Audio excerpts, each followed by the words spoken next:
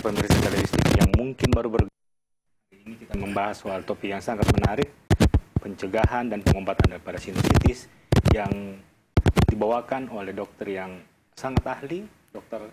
Amsar Akil, spesialis THT dari Rumah Sakit Wisata UI. Dok, mungkin bisa dilanjutkan, apa sih komplikasi dari sinus ini? Ya, jadi barangkali bisa di gambar yang awal tadi, yang gambar pertama kita bisa lihat.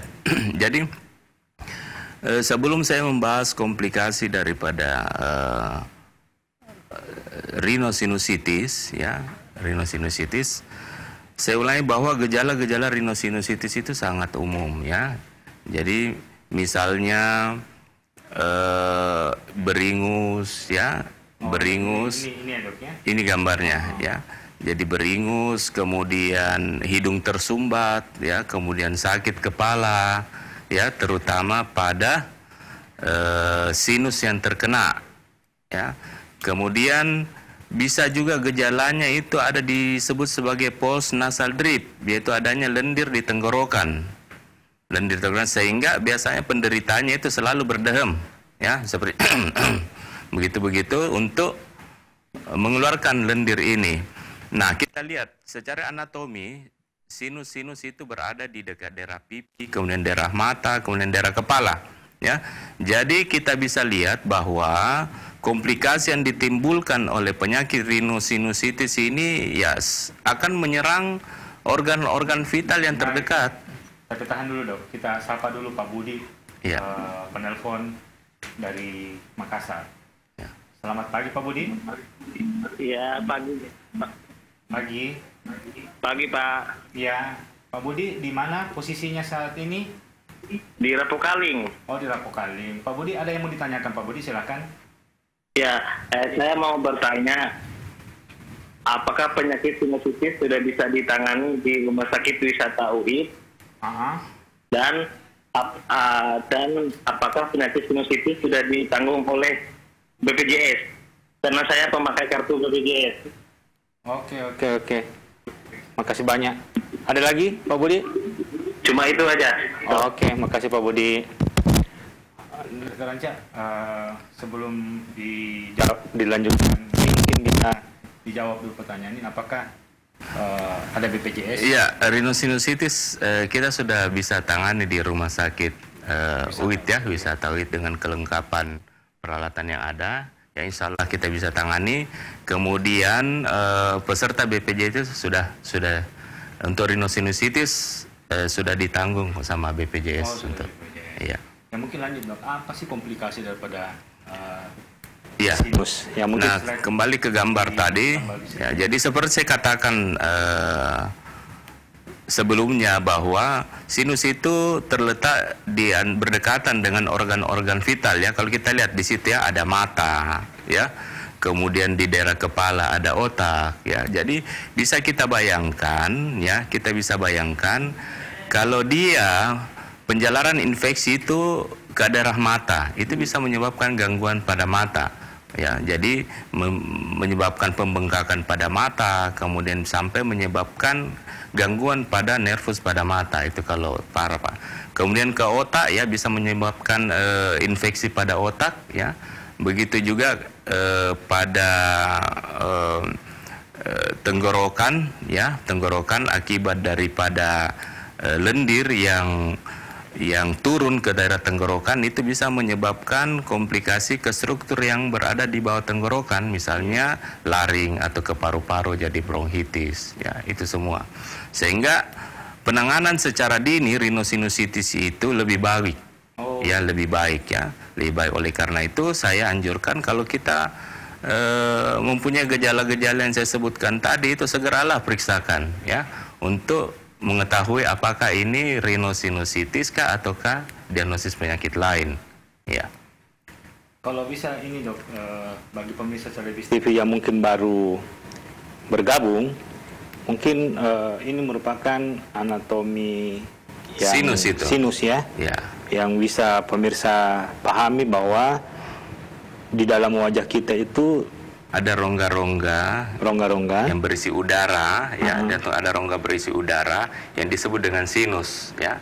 Jadi rongga itu kita lihat terletak di antara kedua pipi, kedua bola mata, ya.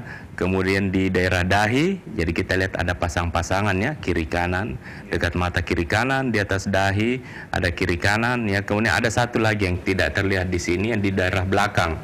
Yang di daerah belakang kita sebut sebagai sinus sphenoid. Sinus. Nah, potensial semua itu menyebabkan komplikasi yang berbahaya ya, karena letaknya ini sinus, lihat di daerah kepala ya. Berarti di daerah kepala semua struktur di atas itu kan struktur yang vital, penting. Jadi bisa dibayangkan ya, kalau komplikasinya itu terjadi ke daerah vital ya, akibatnya bisa fatal ya. Berbeda dengan penyakit lain, misalnya kalau dia di daerah kaki, di daerah apa kan berbeda. Kali ini daerah kepala. Kita tahan dulu, kita sapa Ibu Dewi yang menelpon dari Makassar. Assalamualaikum Bu Dewi. Waalaikumsalam warahmatullahi wabarakatuh. Apa kabar Bu Dewi? Alhamdulillah. Alhamdulillah. Mungkin ada yang mau ditanyakan Bu, silahkan. Begini dokter, kalau dilihat penyakit aku dokter ya, setiap pagi, aduh, itu kerongkongan itu seakan-akan tidak mau keluar itu lendir. Biasa aku paksa dokter karena terlalu sakit. Ini kalau bangun pagi. Dan yang aku ingin tanyakan, apakah kerongkongan itu mungkin barangkali satu saluran dokter dengan hidup? Kira-kira satu saluran ya. Dan masalahnya dokter, kalau beringus sedikit, ya itu astagfirullah sampai naik dokter, itu biasa sakit kepala. Dan masalah situasi keadaan ya dalam lingkungan di rumah memang mohon maaf kalau dia bilang sedikit lembab gitu. Lembab. Ya, lembab. Karena tidak ada dibilang pemasukan udara kecuali kalau kita pakai kipas. Di sini panas sekali. Apakah itu mempengaruhi dengan udara demikian dokter? Terima kasih. Berapa lama Bu Dewi? Bu, sudah berapa lama Bu? Dokter, mungkin dokter silakan menjawab. Ya, terima kasih Ibu Dewi ya. Jadi faktor predisposisi terjadinya rhinosinusitis salah satunya adalah lingkungan ya. Lingkungan yang berpengaruh adalah kelembaban daripada lingkungan sekitar, kemudian cuaca. Jadi bisa dipastikan bahwa kalau di dalam rumah itu agak lembab, kemudian pencahayaan kurang ya, kemudian banyak barang-barang yang seperti karpet atau apa, ya itu sangat besar potensinya untuk menimbulkan keluhan-keluhan rhinosinusitis ini ya. Apalagi dari keluhan Ibu Dewi dikatakan bahwa tiap pagi itu terasa lendir ya, lendir yang sangat kental barangkali di tenggorokan ya, di tenggorokan yang barangkali susah untuk dikeluarkan ya. Jadi kita tahu bahwa hidung tenggorokan itu ya satu saluran itu Bu, ke bawah ya, dia berdekatan dengan tenggorokan dan kerongkongan ya. Jadi kalau ada infeksi yang tidak tertangani di daerah hidung ya, Dok. Di daerah hidung itu bisa menjalar sampai tenggorokan. Ya, tenggorokan. Jadi anjuran saya barangkali sebaiknya kalau ini sudah lama dirasakan Ibu Dewi ya, diperiksakanlah supaya ini tidak bisa menjalar ke daerah-daerah struktur yang lain ya. Seperti apa itu Dok? Ya itu tadi, dia sudah sampai tenggorokan. Kita takutnya kalau sudah dia ke bawah lagi ke daerah paru-paru ya, ke daerah paru-paru bisa jadi bronkitis atau apa ya. Kemudian bisa juga itu tadi, bisa juga komplikasi ke daerah mata atau apa. Itu semua yang harus kita cegah. Oleh karena itu dianjurkan untuk memeriksakan ya. Terus treatment sebelum periksa ke dokter apa buat Bu Dewi Dok? Mungkin bisa. Treatmentnya yang pertama, jadi kalau memang kita curigai bahwa itu kausalnya atau penyebabnya itu dari lingkungannya, usahakan lingkungannya itu ditata sedemikian rupa supaya tidak lembab ya, tidak lembab. Kemudian kalau ada karpet di dalamnya, kalau ada apa usahakan dikeluarkan sajalah kalau tidak perlu, ya. Kemudian kalau ini ya pakai masker lah di dalam rumah ya, supaya mengurangi kontaminasi daripada polusi udara yang terjadi di dalam rumah tersebut, ya. Pemirsa yang ingin bertanya lagi kepada Dr. Anca, silakan telepon di nomor yang ada di TV. Dok, mungkin bisa tambahkan kepada pemirsa Celebes TV yang baru saja bergabung, pasien-pasien yang kebanyakan dokter tangani itu keluhan awalnya apa, Dok? Ya, jadi kebanyakan mereka datang itu kalau pasien rhinosinusitis itu ya sakit kepala. Ya, sakit kepala terutama di daerah wajah, di daerah muka, ya, di daerah muka, terutama di daerah dahi, ya. Kemudian kalau kita lakukan anamnesis, ya, itu dia sudah mengeluhkan hidungnya sering tersumbat, kemudian dia sudah mengeluhkan itu cairan atau lendir di tenggorokan itu seringkali melengket atau banyak, ya, yang sulit dikeluarkan, ya. Jadi seringkali dia apa? Mendehem. Gitu. Nah, kemudian penyakit-penyakit lainnya, gejala-gejala lainnya kalau dia disertai dengan alergi, ya, biasanya itu pasien itu biasa mengeluhkan bersin-bersin, Dok. Ya. Saya sering bersin, terutama mereka bisa sebutkan itu misalnya dalam rumah atau di luar rumah, ya. Itu kita bisa tahu. Jadi ya itulah kira-kira gejala-gejala yang umum pada pasien-pasien datang. Banyak apakah pekerja-pekerja yang lapangan atau semua jenis pekerjaan yang ada saat ini bisa kena sinus, Dok? Rata-rata untuk jenis pekerjaan rata-rata semua predisposisi bisa terkena, tidak ada yang tertentu. Anggaplah umpamanya yang banyak berkontaminasi dengan debu. Bahkan kebanyakan saya lihat kebanyakan itu karyawan, ya, atau mungkin karena debu-debu di kantor atau bagaimana, itu yang pasien-pasien yang saya tangani, ya. Bisa mungkin dokter jelaskan lagi antara apakah ini fakta atau gosip bahwa sinusitis itu tidak bisa sembuh? Jadi begini, tergantung kausanya. Yang seperti saya sudah sebutkan tadi, ya, ada kausa bakteri, jamur atau alergi, predisposisi, ya. Jadi biasanya pengalaman kalau dia kausanya bakteri, ya, kemudian jamur, kemudian tidak ada faktor-faktor predisposisi anatomi misalnya dalam hidung, ya, ada hidung yang bengkok atau apa, itu biasanya kita bisa obati dengan tuntas, ya.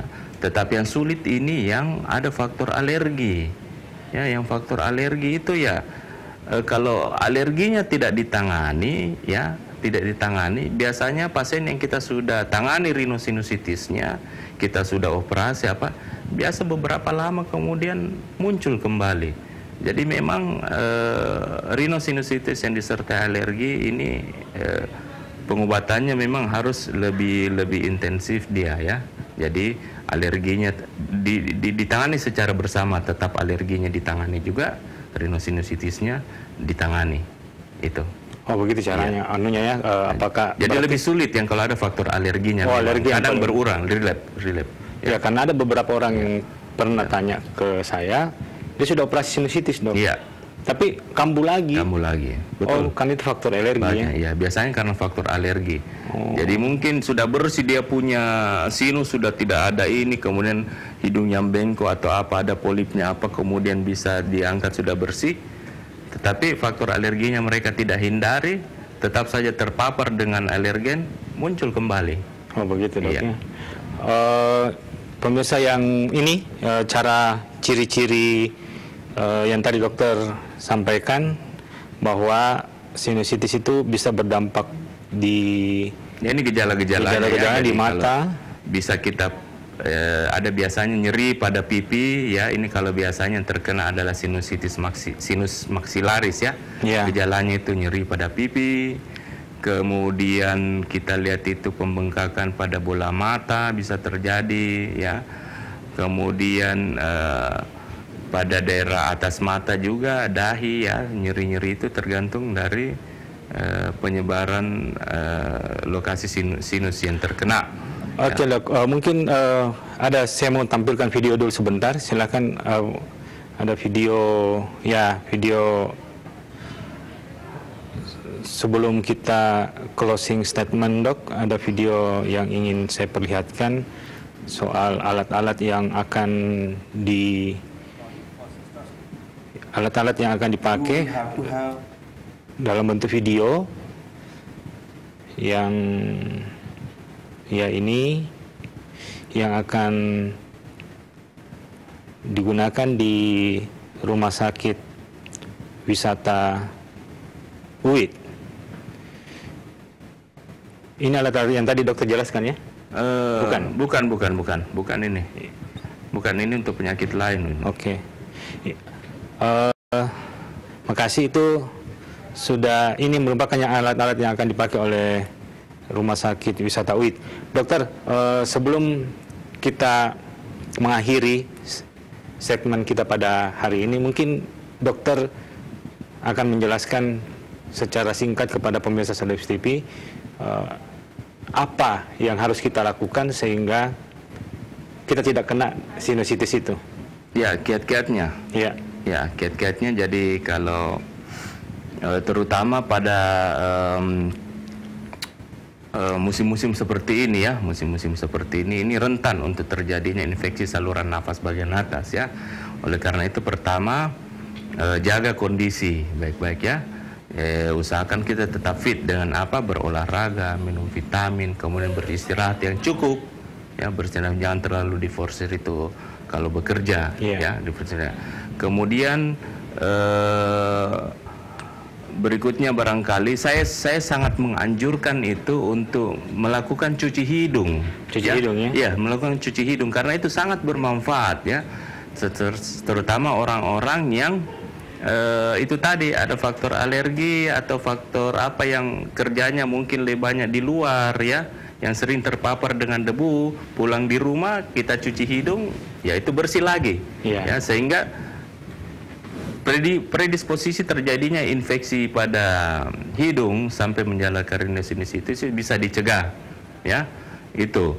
Nah, kemudian yang terakhir barangkali kalau kita sudah ada gejala daripada rhinosinusitis, ya, rhinosinusitis jangan dibiarkan berlarut-larut, ya, segeralah berobat, ya, untuk cepat-cepat ditangani. Iya, Dok. Ya, itu barangkali kiat-kiatnya. Baik, pemirsa Celebes TV yang sudah menyaksikan dari awal sampai akhir Talk Healthy Hidup Sehat bersama Rumah Sakit Wisata UID bersama Dr. Amsar Akil, spesialis THT, di mana topik kita pada pagi hari ini adalah pencegahan dan penanganan daripada rhinosinusitis, di mana rhinosinusitis ini bisa kena semua lapisan umur, kena lapisan semua pekerjaan. Kami dari Rumah Sakit Wisata UID berharap pemirsa Celebes TV dimanapun berada sangat memahami terhadap apa yang kami jelaskan pada pagi hari ini, dan jika keluhan itu benar-benar seperti yang Dr. Amsar Akil jelaskan, pertama, lakukan treatment awal yang Dr. Amsar tadi sampaikan. Yang kedua, jika memang sudah sakit berlebihan, itu disarankan langsung ke dokter spesialis THT, bisa langsung ke Dr. Amsar Akil, ke Rumah Sakit Wisata UID.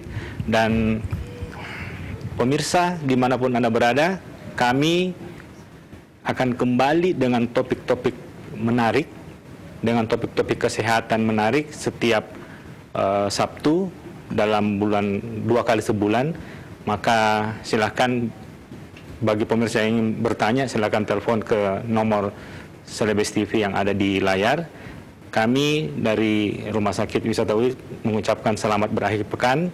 Wabillahi taufiq wal hidayah. Wassalamualaikum warahmatullahi wabarakatuh. Waalaikumsalam warahmatullahi wabarakatuh.